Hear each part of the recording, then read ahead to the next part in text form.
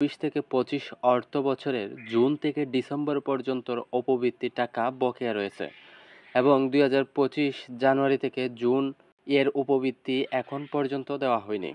আসলে কবে দেবে উপবৃত্তি? সরকারিভাবে কি কোনো নোটিশ আছে? আজকে জানবো উপবৃত্তির সর্বশেষ নোটিশ। চলুন বিস্তারিত জেনে নেওয়া যাক।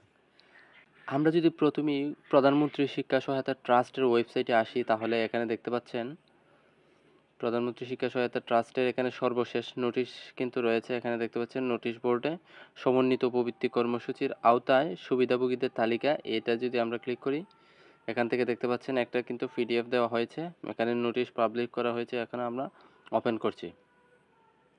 এখানে দেখতে পাচ্ছেন এটা কিন্তু গত ৪/৬/২০২৫-এ নোটিশটা পাবলিশ করা হয়েছে।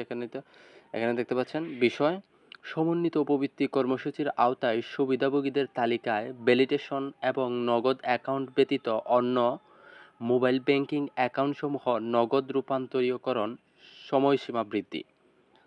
তারপরে নিচের দিকে দেখতে পাচ্ছেন উপযুক্ত বিষয় সূত্র স্বরূপে পরিপ্রেক্ষিতে জানানো যাচ্ছে যে প্রধানমন্ত্রী শিক্ষা সহায়তা ট্রাস্টের আওতায় বাস্তবায়নাধীন সমন্বিত উপবৃত্তি কর্মসূচির আওতায় ষষ্ঠ থেকে দ্বাদশ শ্রেণীর উপবৃত্তি প্রাপ্ত শিক্ষার্থীদের মধ্যে অনলাইন ব্যাংক অর্থাৎ এজেন্ট ব্যাংকিং সহ এবং নগদ হিসাবধারী ব্যতীত অন্য কোনো মোবাইলে আর্থিক সেবা প্রদানকারী তথা বিকাশ, রকেট, উপায়, শিওর ক্যাশ, এম ক্যাশ প্রতিষ্ঠানের সকল উপকারভোগী মোবাইল ব্যাংকিং হিসাব নম্বর শিক্ষা প্রতিষ্ঠান পর্যায় হতে এইচএসপি এমআইএস সফটওয়্যার নগদে রূপান্তর এবং অভিভাবকের এনআইডি ভেরিফিকেশনের মাধ্যমে সুবিধাভোগীদের তালিকা ভ্যালিডেশন করার বিষয়ে ২৮/৪/২০২৫ থেকে ৪/৬/২০২৫ তারিখ পর্যন্ত সময়সীমা নির্ধারণ করা ছিল।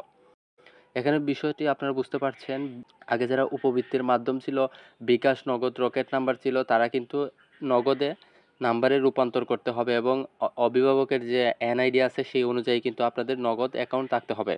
তারপর নিচের দিকে দেখতে পাচ্ছেন এইচএসপি এমআইএস সফটওয়্যার বিদ্যমান উপবৃত্তি প্রাপ্ত শিক্ষার্থীদের মধ্যে প্রায় ১১,৫২,৬৭৮ জন শিক্ষার্থীর তথ্য অভিভাবকের এনআইডি দ্বারা ভ্যালিডেশন এবং নগদ রূপান্তর করা সম্ভব হয়নি। অর্থাৎ বুঝতে পারছেন এখানে কিন্তু ১১,৫২,৬৭৮ জনের কিন্তু নগদে রূপান্তর করতে সফল হয়নি। এখানে দেখতে পাচ্ছেন সামাজিক নিরাপত্তা কর্মসূচির আওতায় সুবিধাভোগীদের তালিকা ভ্যালিডেশন করার বিষয়ে মন্ত্রিপরিষদ বিভাগ এবং অর্থ বিভাগের সিদ্ধান্ত রয়েছে। সে সকল শিক্ষার্থী তথ্য অভিভাবকের এনআইডি দ্বারা ভ্যালিডেশন করা সম্ভব হবে না।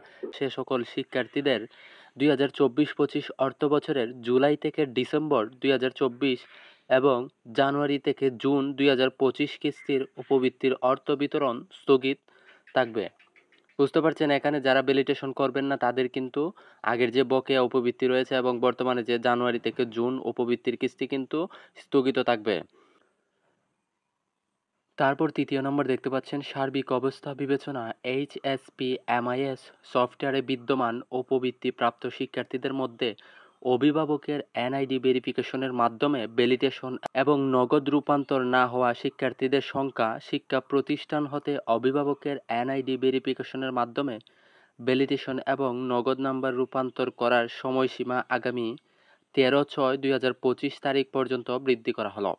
উল্লেখযোগ্য যে এইচএসপি এমআইএস সফটওয়্যারে ঈদুল আজহার উপলক্ষে আগামী ৬/৬/২০২৫ থেকে ৯/৬/২০২৫ তারিখ পর্যন্ত বন্ধ থাকবে।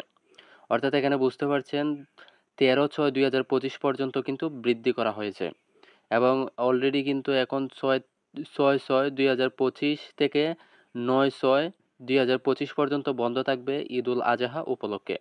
তারপর ৪ নাম্বার দেখতে পাচ্ছেন উপজেলা থানা মাধ্যমিক শিক্ষা কর্মকর্তা কর্তৃক শিক্ষা প্রতিষ্ঠান পর্যায় থেকে প্রাপ্ত উপকারভোগী শিক্ষার্থীদের হালনাগাদ আপডেটকৃত তথ্য অনুমোদন সময়সীমা আগামী ১৩/৬/২০২৫ তারিখ পর্যন্ত বৃদ্ধি করা হলো।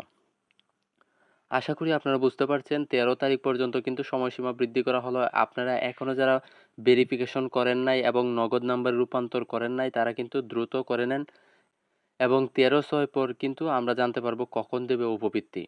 উপবৃত্তি সংক্রান্ত সমস্ত আপডেট পেতে আমাদের চ্যানেলটি সাবস্ক্রাইব করুন এবং আমাদের সাথেই থাকুন। ধন্যবাদ।